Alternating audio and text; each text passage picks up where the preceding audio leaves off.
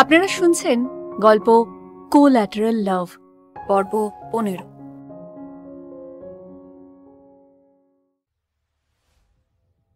নিকি নিকি এখানে কি করছে? আমাদের প্ল্যানে তো ও ছিল না, আর ও এখানে লুকিয়ে ছিল। কই, আমি তো বুঝতে পারিনি। কখন এসেছে ও, আর কি করতে চাইছে? আবার আবার যদি কিছু পাগলামো করে তখন কি হবে? আমি আমি কি যাব ওর সামনে? স্নেহা নিজের মনেই ভেবে চলেছে। নিকি, তুমি এখানে? মৌ বলল।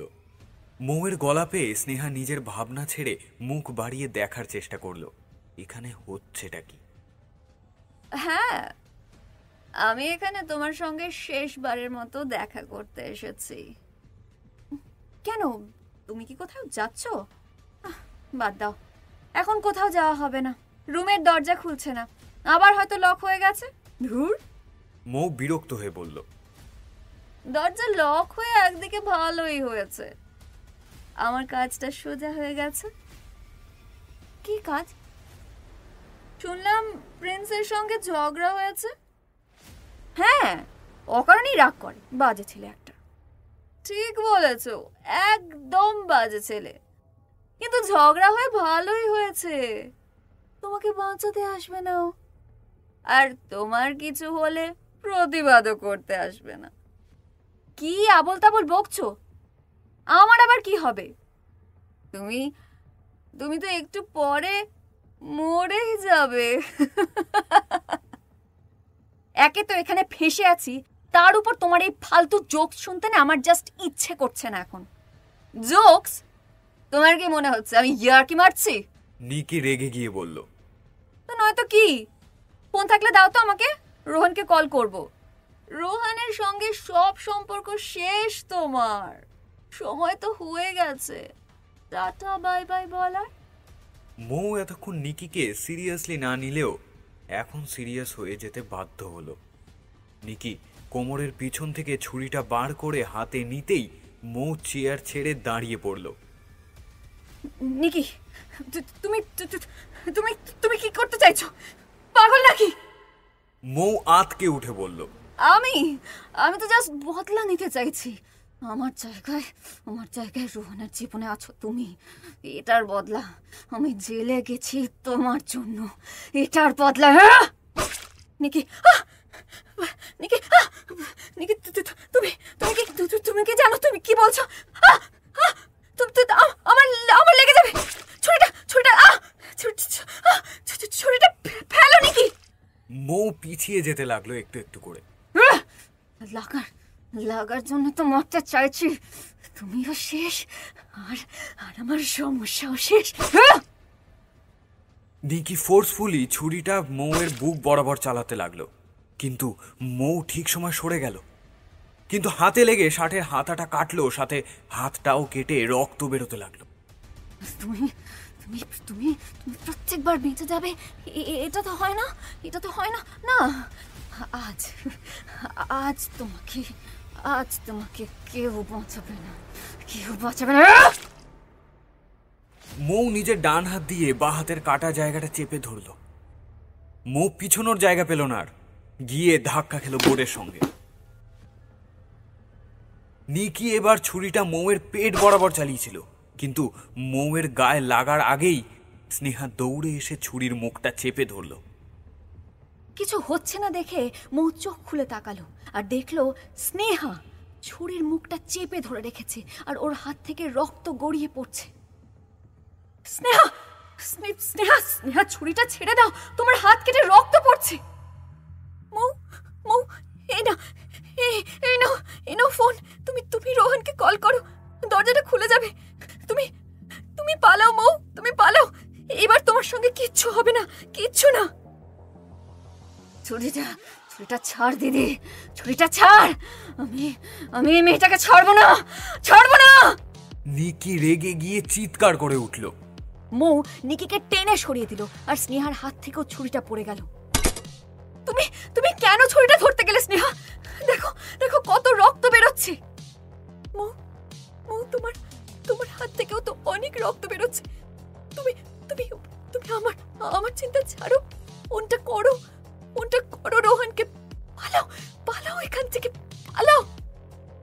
স্নেহা আটকে আটকে বলল।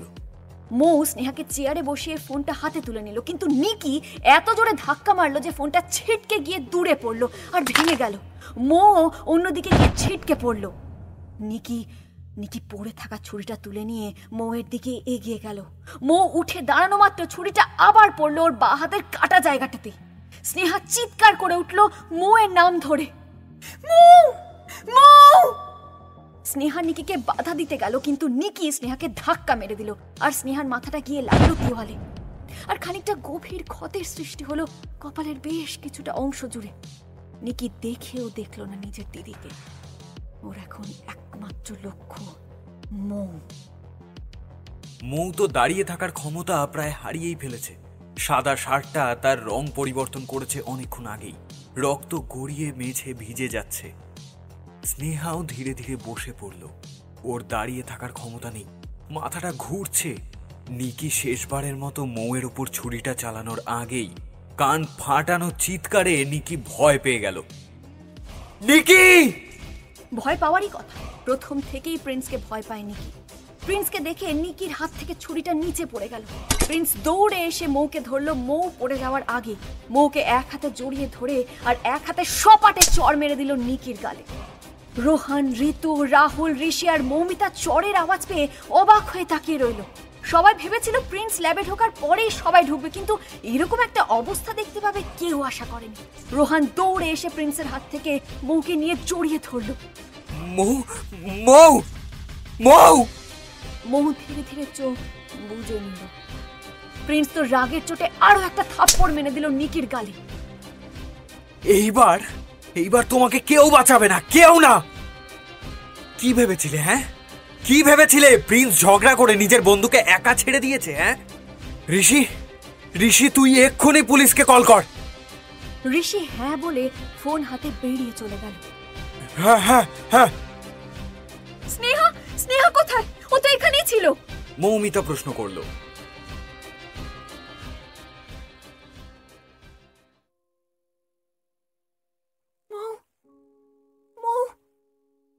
একটা ক্ষীণ কণ্ঠস্বর শুনে সবাই টেবিল ক্রস করে বোর্ডের সামনে এসে দাঁড়ালো।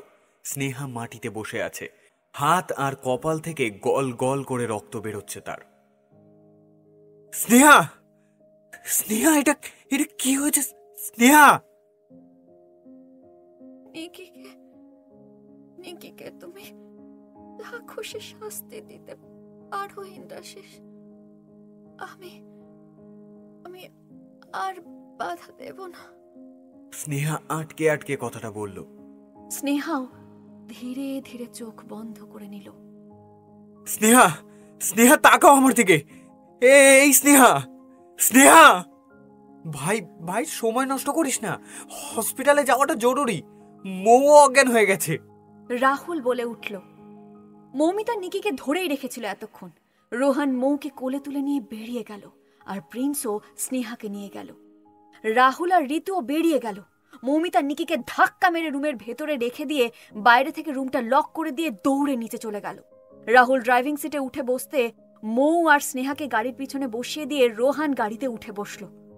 তোমরা যাও, আমি পরে যাচ্ছি। কেন? এই মেয়েটার ব্যবস্থা আজ আমাকে করতেই হবে। আজ আমি একটা ব্যবস্থা করে তারপরেই ছাড়বো। সময় নষ্ট করো না, যাও তোমরা। পরপর দুটো গাড়ি বেরিয়ে চলে গেল।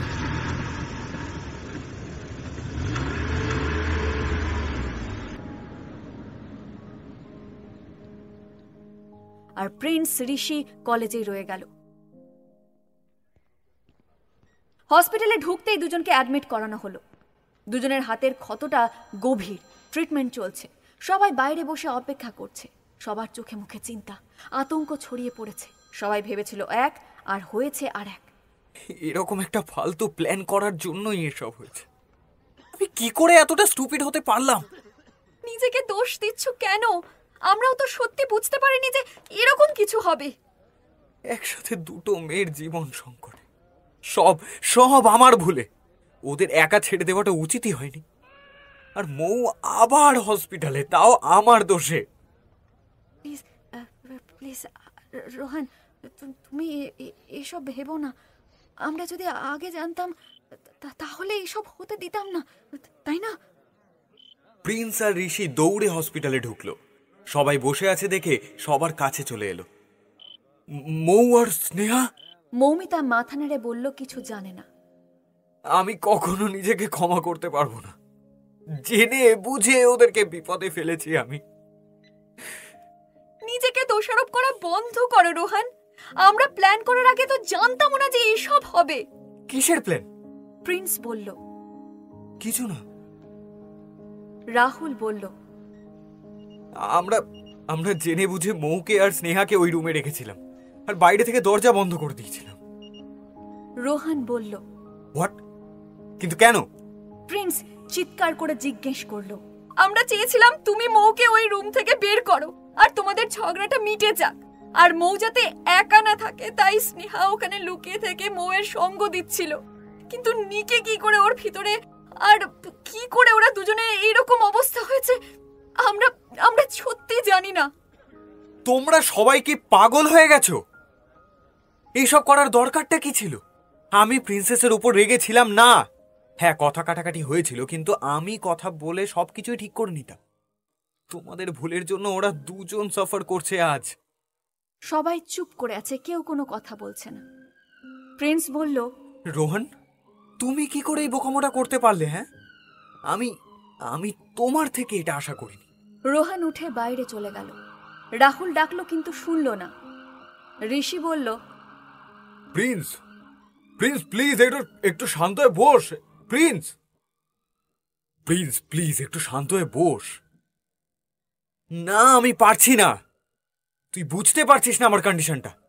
এদিকে স্নেহা আর অপরদিকে মৌ, দুজনেই আমার কাছে ইম্পর্টেন্ট দুটো মানুষ, আর আর তারা দুজনেই আজ হসপিটালে অ্যাডমিট।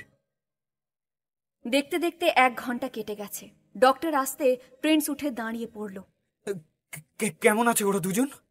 ডক্টর বললেন। একজনের মাথায় দুটো সেলাই পড়েছে, হাতে ব্যান্ডেজ, কিছুক্ষণের মধ্যে জ্ঞান ফিরে আসবে।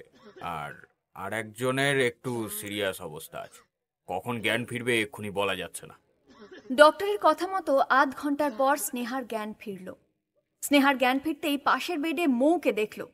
মৌয়ের বাঁ হাতটা পুরো ব্যান্ডেজ করা, ক্ষতটা এত গভীর হয়েছে যে দেখেই আন্দাজ করা যাচ্ছে। স্নেহা ধীরে ধীরে উঠে বসল, কিন্তু মাথাটা এত ব্যথা করছে যে বেড থেকে নামতে গিয়েও নামতে পারল না। আরে আরে নামছো কেন তুমি? কোথায় যাবে আমাকে বলো। প্রিন্স বলল। মৌ মৌ জ্ঞান ফেরেনি, তাই না? সব সব আমার ভুলে হয়েছে। আমি আমি এত চেষ্টা করে ওকে প্রোটেক্ট করতে পারিনি। প্লিজ কেঁদো না স্নেহা, তোমার মাথায় চাপ পড়বে। আমাকে আমাকে ক্ষমা করে দাও। আমি সত্যিই তোমার যোগ্য নই।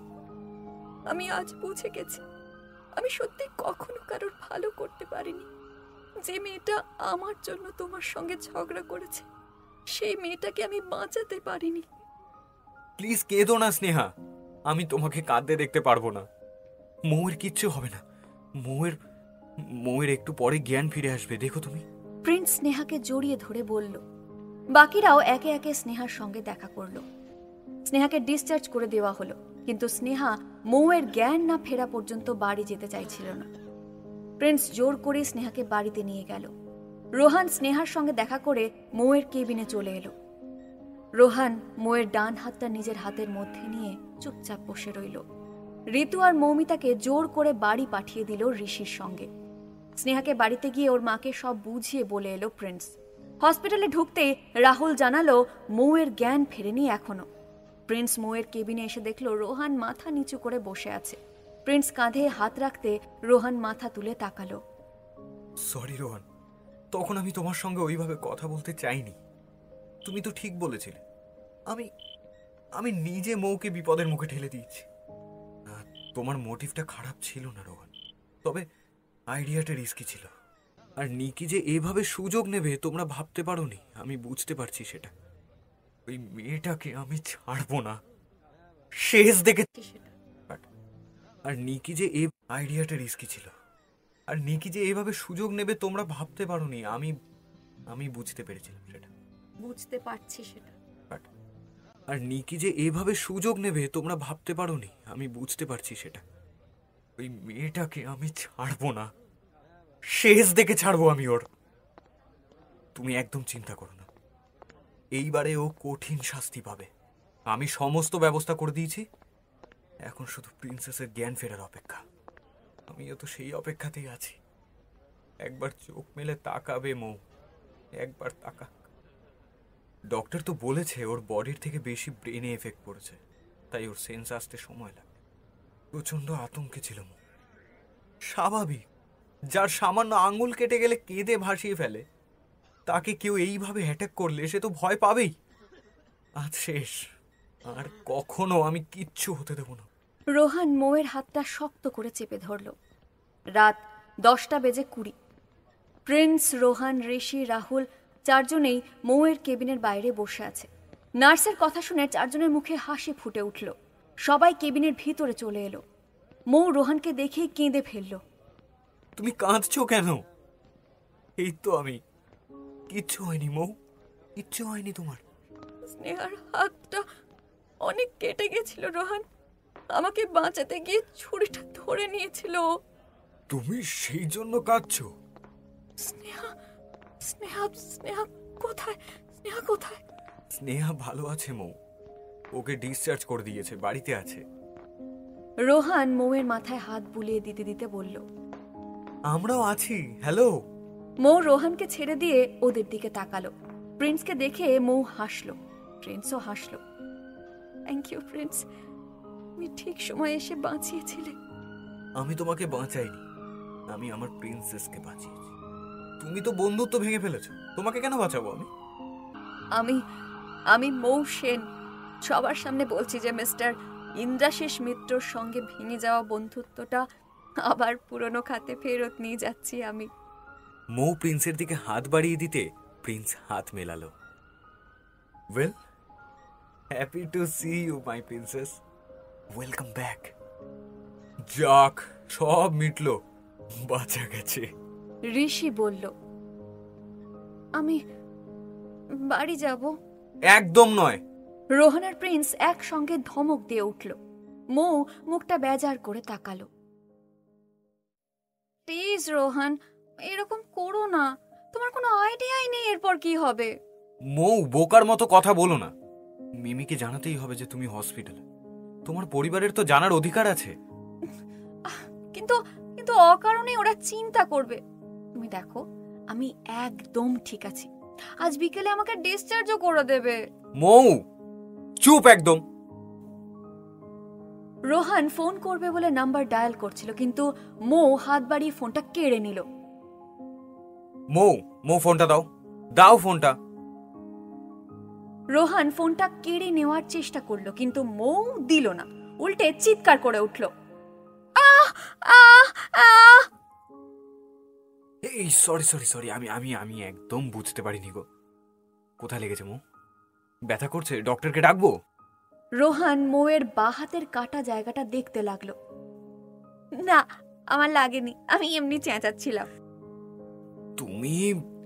ও প্লিজ, এখন বকবে না। তুমি আমার কথা শোনো না, বাড়িতে ফোন করবে না প্লিজ, নয়তো এক্ষুনি আমি হসপিটাল থেকে বেরিয়ে চলে যাব। বাবা, একে তো অ্যাক্টিং, তার উপরে আবার ব্ল্যাকমেল। এই তো প্রিন্স এসেছে। প্রিন্স, তুমি রোহানকে বোঝাও না, ও যেন বাড়িতে কিছু না জানায় প্লিজ। আরে অদ্ভুত মেয়ে তো, আমার কথাটা বুঝতেই পারছে না। যদি আঙ্কেল অন্য কোনো ভাবে জানতে পারে এসব, তাহলে কি ভাববে বলো তো? কিছুই ভাববে না, কারণ ওরা তো জানতেই পারবে না। রোহন, আমার মনে হয় মুখ ঠিকই বলেছে, এখন এসব জানানোর দরকার নেই, বুঝেছো? আঙ্কেল আন্টি জানতে পারলে অকারণেই প্যানিক করবে। আর তুমি তো আছো, আশা করি খুব শিগগিরই প্রিন্সেস ঠিক হয়ে যাবে। প্রিন্স মৌয়ের গালটা টিপে বলল, দেখো প্রিন্সও বুঝতে পারছে, কিন্তু তুমি বুঝতে পারছো না। তোমরা দুটোই ব্রেনলেস। রোহান ফ্রাস্ট্রেটেড হয়ে বেরিয়ে চলে গেল। যা, রোহন তো রেগে গেল। ও কিছু না, একটু পরেই ঠিক হয়ে যাবে, আমি ম্যানেজ করে নেব। সে তো জানি। এই ইনোসেন্ট ফেস আর এই মিষ্টি কথাগুলো শুনে রোহন রাগ করে থাকবেই বা কি করে? মৌ মাথা নিচু করে হাসলো। হ্যাঁ রে, লজ্জা পাচ্ছ বুঝি? Shut up Prince. আচ্ছা আচ্ছা আচ্ছা, সরি। স্নেহা, স্নেহা কেমন আছে প্রিন্স? তুমি কি কিছু জানো? হ্যাঁ, তোমার কাছে আসার আগে ওর কাছেই গিয়েছিলাম। স্নেহা এখন ভালো আছে। ওর কাছে গেছিলে? মৌ ভ্রু কুঁচকে তাকালো। এভাবে কি দেখছো? আমি যেটা ভাবছি সেটা কি সত্যি? মোটেও না। আমি দেখে আসি রোহন কোথায় গেল। এটা বলে প্রিন্স বেরিয়ে চলে গেল। তুমি তুমি একদিন ঠিক মানবে প্রিন্স, আমি এর শেষ দেখেই ছাড়বো। মৌ নিজের মনে ভাবলো। বিকেলে মৌকে ডিসচার্জ করে দেওয়া হলো। রাহুল আর মৌমিতা এসেছিল মৌকে নিয়ে যেতে। বাড়িতে আসতেই রোহন মৌকে কোলে তুলে রুমে নিয়ে গেল। মৌমিতার রাহুল বাই বলে বেরিয়ে চলে গেল। মৌ কিছুতেই হাত নাড়াতে পারছে না। ডক্টর বারণও করেছে। মৌ পুতুলের মতো বিছানায় বসে আছে। রোহান বারণ করেছে বিছানা থেকে নামতে। রোহান নিজের হাতে খাইয়ে দিয়ে গেছে। মৌ চুপচাপ বসে বিরক্ত হচ্ছিল। বিছানা থেকে নেমে ব্যালকনিতে গিয়ে বসলো। রোহান রুমে এসে মৌকে দেখতে না পেয়ে খুঁজতে খুঁজতে ব্যালকনিতে চলে এলো। ব্যালকনিতে মৌকে দেখে এক ঝটকায় নিজের দিকে ঘুরিয়ে জড়িয়ে ধরল। মৌ অবাক হয়ে গেল। হঠাৎ কি হলো এটা বোঝার চেষ্টা করলো। মৌ রোহানের পিঠে হাত রাখতে রোহান বলল, রুমে বসতে বলেছিলাম তাই না? কেন এসেছো এখানে? তুমি জানো আমি তোমাকে খুঁজছিলাম। রোহান, আমি তো জাস্ট ব্যালকনিতে এসে বসেছি। তুমি এত রিঅ্যাক্ট করছো কেন? আমি তোমাকে 1 মিনিটের জন্যও চোখের আড়াল করতে চাই না, বুঝেছো? তুমি বুঝতেও পারছো না আমি কতটা টেনশনে আছি কাল থেকে। আমি সত্যি তোমাকে হারাতে চাই না। মৌ রোহানের হাত ধরে বিছানায় এনে বসালো। আমি বুঝতে পারছি তুমি খুব ডিস্টার্বড হয়ে আছো, কিন্তু সেটা তো বেশিক্ষণ চলতে দেওয়া যাবে না। আমি আমার রোহানকে এইভাবে দেখতে একদম ভালোবাসি না। মৌ রোহানের গালে হাত বোলাতে বোলাতে বলল। রোহান কোনো কথা বলল না। মৌ এক হাতে রোহানের গলা জড়িয়ে ধরে রোহানের গালে কিস করে রোহানের ঠোঁটে ঠোঁট ছোঁয়ালো। রোহান মৌয়ের স্পর্শে আসক্ত হয়ে মৌয়ের কোমর জড়িয়ে ধরে মৌকে কাছে টেনে নিল। মৌয়ের কাটা হাতটায় হালকা চাপ পড়ছিল, কিন্তু মৌ সেদিকে ধ্যান দিল না। রোহানকে একটু সময় দিল যাতে রোহান নিজের ইনসিকিউরিটিটাকে সামলে উঠতে পারে। রোহান মৌয়ের ঠোঁট ছেড়ে মৌয়ের মুখের দিকে তাকালো। মৌয়ের মুখে একটা মিষ্টি হাসি। I love you. I love you to my love. Rohan মৌয়ের কপালে ঠোঁট ছোঁয়ালো। 1 সপ্তাহ কেটে গেছে। মৌয়ের হাত এখন অনেকটাই ভালো আছে। হাতের ক্ষতটাও অনেকাংশে ঠিক হয়েছে। মৌ কলেজে যেতে চাইছে, কিন্তু রোহান কিছুতেই রাজি হচ্ছে না। এই 1 সপ্তাহ সব সময় রোহান মৌয়ের খেয়াল রেখেছে, সঙ্গে থেকেছে। একটা ছোট্ট বাচ্চাকে যেমন করে কেয়ার করা হয়, রোহান মৌকে ঠিক সেরকম কেয়ার করেছে। সবসময় ভালোবেসে নিজের বুকের মধ্যে আগলে রেখেছে।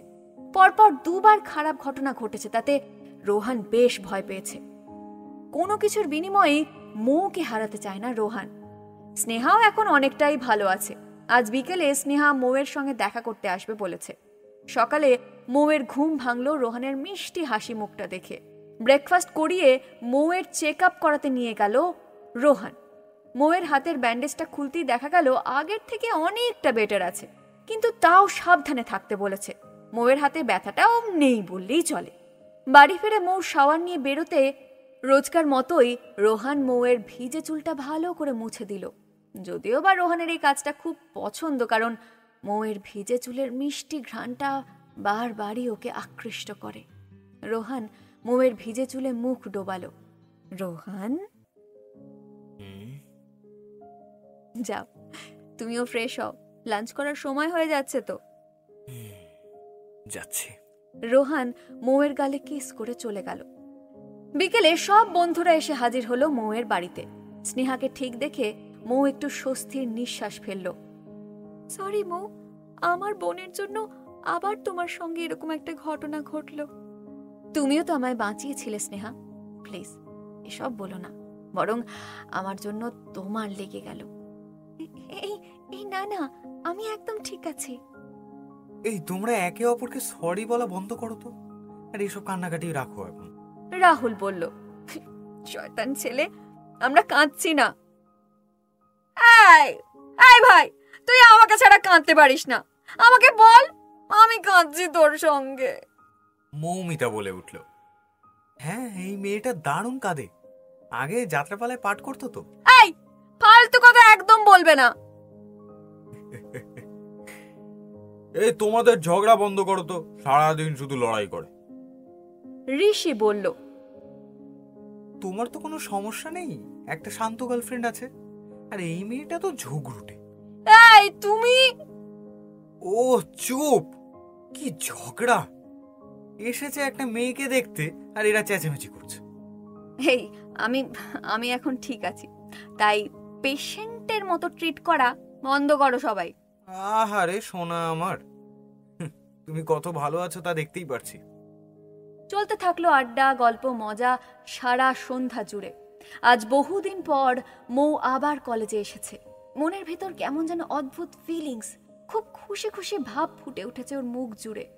মৌয়ের হাতটা একদম ঠিক হয়ে গেছে, ঠিক তেমনি স্নেহাও একদম সুস্থ হয়ে গেছে।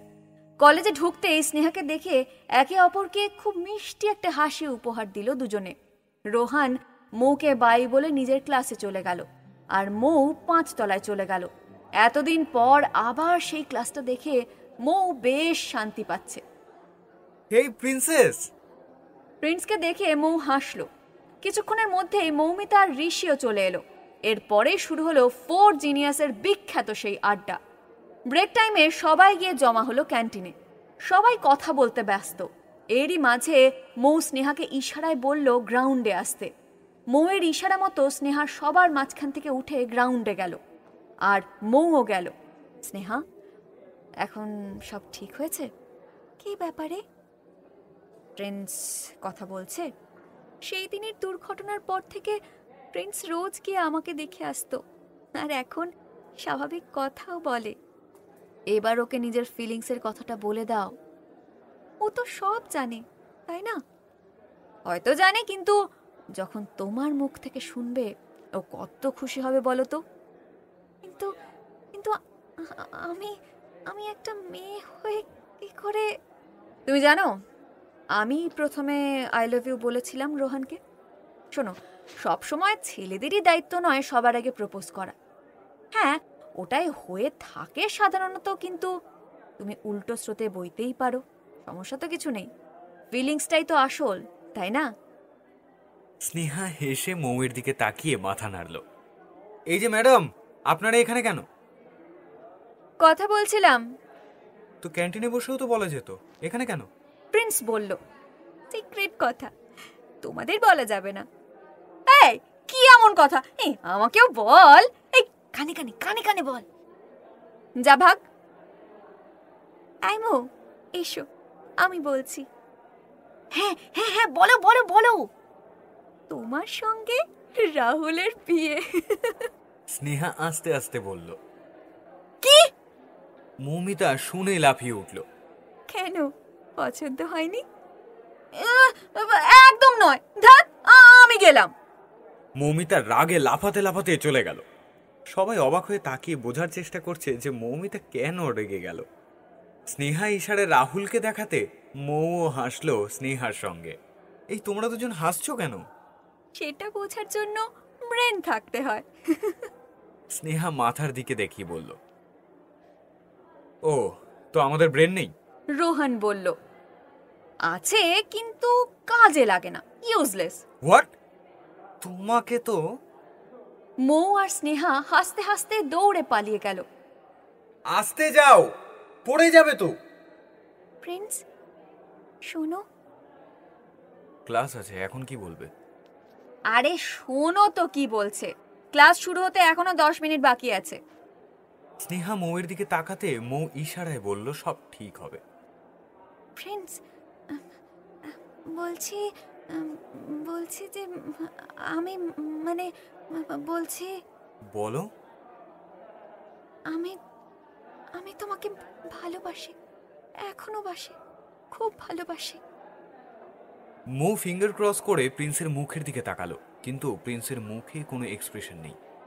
প্রিন্স কোনো কথা না বলে মুখ ঘুরিয়ে চলে গেল। আমি দেখছি। মৌ স্নেহার কাঁধে হাত রেখে বলল, মো প্রিন্সের পিছনে ছুটে চলে গেল। প্রিন্স, প্রিন্স, এই প্রিন্স, দাঁড়াও না। আরে আরে শোনো তো। মৌ প্রিন্সের পথ আটকে দাঁড়ালো। ক্লাস শুরু হয়ে যাবে, চলো মৌ। তুমি তুমি স্নেহার কথার উত্তর দিলে না কেন? ও সত্যি তোমাকে ভালোবাসে, কেন বোঝো না? এরকম করো না প্রিন্স, ও তোমাকে ভালোবাসে, প্লিজ মেনে নাও। ওকে কেন কষ্ট দিচ্ছ? ওহো, শান্ত হও। কত কথা বলো একসাথে। আমি ওকে ভালোবাসি। তো তো তো কেন মুখ ঘুরিয়ে চলে এলে? সারপ্রাইজ দেব, অফিসিয়াল প্রপোজাল, বুঝলে? সত্যি? মৌ খুশিতে লাফিয়ে উঠল। হ্যাঁ সত্যি, কিন্তু এখন ওকে বলো না প্লিজ। ডান। কিন্তু কবে করবে প্রপোজ শুনি? ক্রিসমাসের দিন। Well done. এবার তো চলো ক্লাসে। চলো চলো চলো। বাড়ি ফিরতেই মৌ রোহানকে জড়িয়ে ধরে প্রিন্সের প্রপোজ করার কথাটা বলল। বাবা, তুমি তো খুব এক্সাইটেড। রোহান মৌকে নিজের কোলে বসিয়ে জড়িয়ে ধরল। হ্যাঁ সত্যি আমি খুব এক্সাইটেড। আমার তো ভেবেই খুশি খুশি লাগছে যে প্রিন্স আর স্নেহার মধ্যে সব ঠিক হয়ে গেছে। অন্যদের খুশি দেখে এত খুশি হচ্ছেন আপনি? কখনো তো নিজেদের কথাটাও ভাবা যেতে পারে। হ্যাঁ অবশ্যই। তো আজ ডিনারে যাই। মৌ হেসে মাথা নাড়ালো। রোহান মৌকে জড়িয়ে ধরল। দেখতে দেখতে কলেজ ক্লাস হয়ে চলেছে। সবার একসঙ্গে খুনসুটি, ক্যান্টিনে আড্ডা, একসঙ্গে হয়ে একজনের পিছনে লাগা, রোহান মৌয়ের মিষ্টি প্রেম, ঋষি ঋতুর ইশারায় কথা, রাহুল মৌমিতার যুদ্ধ, প্রিন্স স্নেহার অব্যক্ত প্রেম, সব মিলিয়ে খুব সুন্দরভাবে একটা মাস কেটে গেল। সামনেই ক্রিসমাসের ছুটি পড়বে। সেই দিন প্রিন্সের বাড়িতে একটা পার্টি অ্যারেঞ্জ করা হয়েছে। সবাই ইনভাইটেড, আর সেই দিনের জন্য সবাই খুব এক্সাইটেডও। গল্পের পরবর্তী অংশ শোনার জন্য শুনতে থাকুন গল্প কোল্যাটারাল লাভ।